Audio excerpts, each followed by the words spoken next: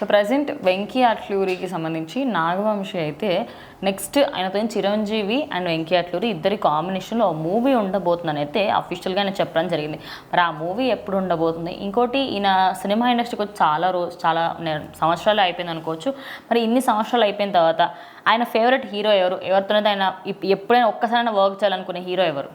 ఖచ్చితంగా వెంకీ అట్లూరి అంటే ఈరోజు బ్రాండ్ వాంటెడ్ డైరెక్టర్ అనమాట. ఎందుకంటే మంచి మంచి సినిమాలు, ఒక తొలి ప్రేమ వరుణ్ తేజ్ గారితో, ధనుష్ గారితో, సార్ కానీ, ఇటు మన లక్కీ భాస్కర్ కానీ అన్ని సినిమాలతో అంటే తనకంటూ ప్రత్యేక గుర్తింపు తెచ్చుకున్నారు ఆయన. అంటే అతని చేతిలో ఒక ప్రాజెక్ట్ పెడితే ఖచ్చితంగా నెంబర్ 1 ప్రోడక్ట్ ఇస్తాడు అనే ఒక నమ్మకం అయితే తెచ్చుకున్నాడు అనమాట.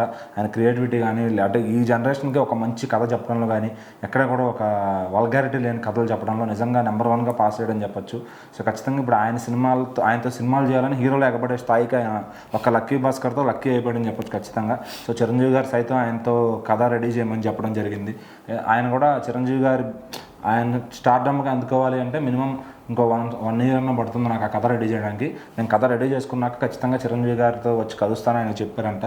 సో మరి ఆ 1 ఇయర్లో ఆయన రేంజ్కి తగ్గ కథని ఈయన ఎట్లా రాసుకుంటారు? ఎందుకంటే సడన్గా ఆఫర్ ఇస్తే మైండ్లో కథ ఉండకపోవచ్చు. ఇప్పుడు చిరంజీవి గారు ఆఫర్ ఇస్తారు, ఆయన ఇస్తాడు అని ఇతను ఆశ పెట్టుకుని కథ రెడీ చేసుకుని పెట్టుకోలేడు కదా. సో ఖచ్చితంగా ఇది ఏంటంటే నాకు మిమ్మల్ని చూపించాలి, మీ స్టార్డమ్ని అందుకునే కథ రాయాలి అంటే నాకు మినిమం ఒక 9 to 10 months 1 year అయినా పట్టచ్చు.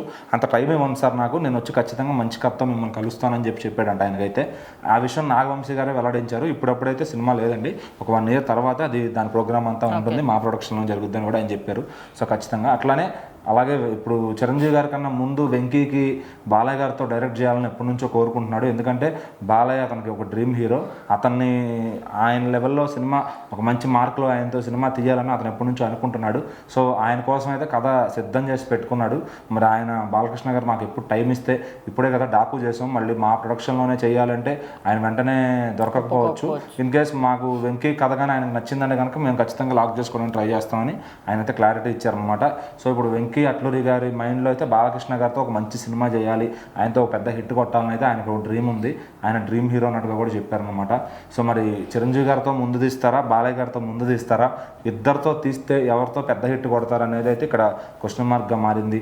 రీసెంట్గా మనం బాబీ గారిని చూసుకుంటే చిరంజీవి గారితో ఒక బిగ్గెస్ట్ హిట్ కొట్టించారు వాల్తేరు. సో డాకు అనేది సినిమా బాగున్నప్పటికీ కూడా బాక్స్ ఆఫీస్ దగ్గర రిజల్ట్ వచ్చేసరికి అనుకున్నంత రేంజ్లో జరగలేదు.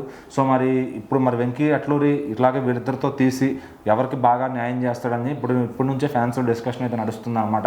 సో మరి అసలు ఆయన ఎలాంటి కథలు వాళ్ళకి డిజైన్ చేయబోతున్నాడు, ఆ సినిమాలు ఎలా ఉండబోతున్నాయి, ఈ వింటేజ్ చిరంజీవి గారిని బాలకృష్ణ గారిని తీసుకొస్తాడా లేదా అని అయితే మనం కూడా చూడాలి.